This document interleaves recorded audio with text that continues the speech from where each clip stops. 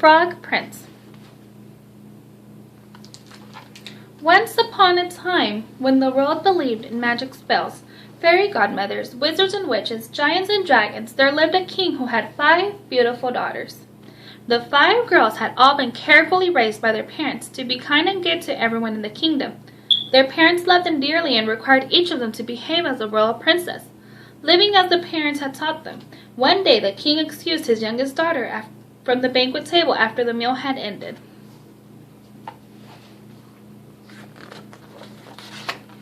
The princess, whose name was Anna, ran quickly to a pretty little fountain in her favorite garden, and sitting on the edge of the well, she enjoyed playing with the beautiful golden ball that her father had given to her on her birthday. Anna soon learned that sitting by the well was a foolish idea because she miscatched the ball and it fell deep into the well. She began to cry, and when that did not help, she cried louder and louder and louder.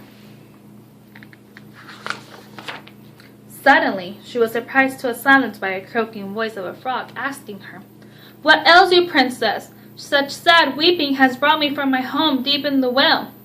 The princess explained that she had lost her golden ball, and the frog offered to swim down deep to the bottom of the well and bring back the golden ball, if she agreed to do a favor for him. "First, let me tell you my request," said the frog.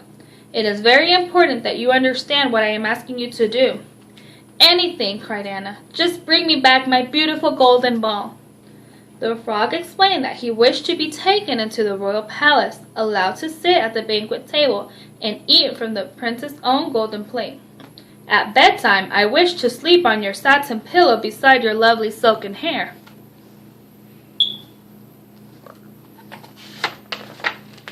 Anna was so excited about getting her ball in return that she promised faithfully to do as the frog asked.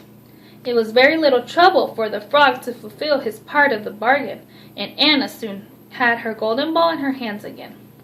She turned to run back to the palace. The frog cried out, "Wait, wait! You must pick me up and carry me with you, as I cannot hop as quickly as you run."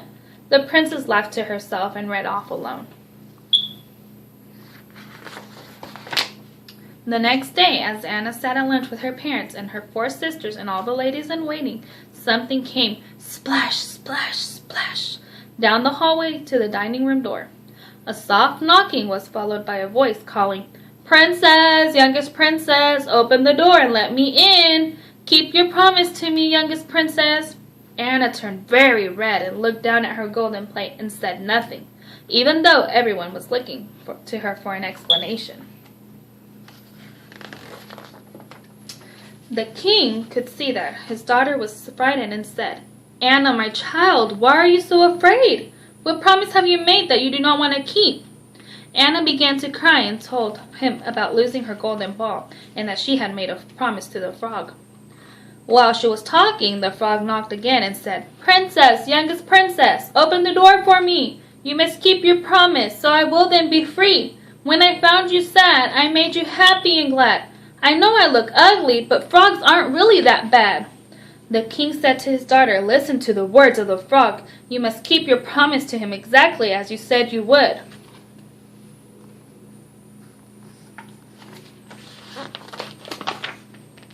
Anna did as her father ordered and opened the door. Everyone stared at the frog hopping along beside her to the table. "Lift me up beside your own plate and let me eat as you promised," cried the frog. The princess hesitated, but her father quickly told her to do as the frog asked. It was both funny and sad to see Anna try to enjoy her lunch from the same plate as the frog. The ladies in waiting were very polite and did not stare. But Anna's 4 sisters did stare and smile at each other, enjoying their youngest sister's predicament.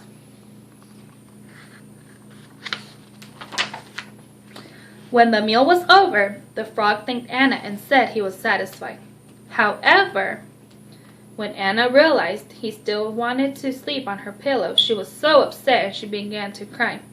The king gently reminded Anna that when she was sad and needed help, she was not afraid of the frog. So she carefully picked him up and carried him upstairs to her bedroom.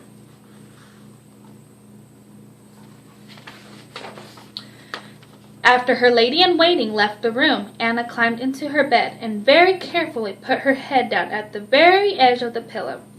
She opened one eye and peeped over it, and saw the frog sitting there, and crossly said, "Now are you satisfied, you ugly frog? Go to sleep, but I know I shall not sleep at all tonight."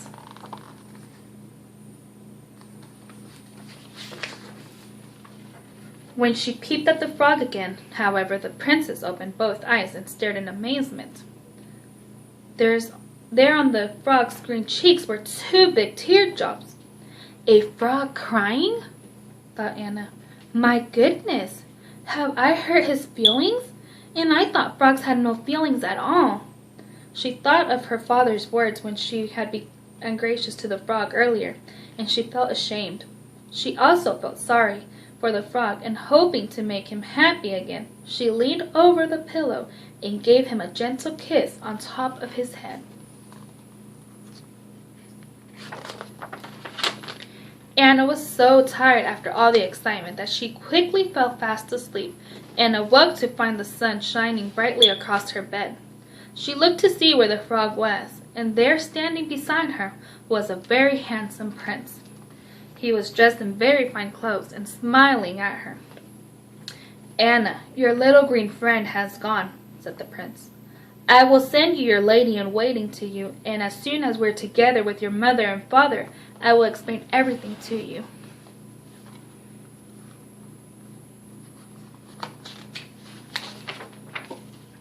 Of course, the very happy ending of the story is that the prince had been changed into a frog by a wicked witch, and to break the spell, he had to find a princess who would share her food with him, let him sleep on her pillow beside her, and kiss him gently on top of his head.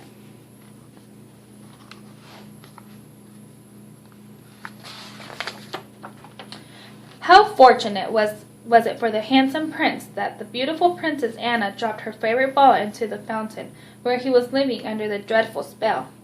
The king and queen and their other 4 daughters, all the ladies-in-waiting, and the servants of the royal palace were delighted with the romantic story, and the wedding of the happy couple was the most splendid event of the year in the royal kingdom. The end.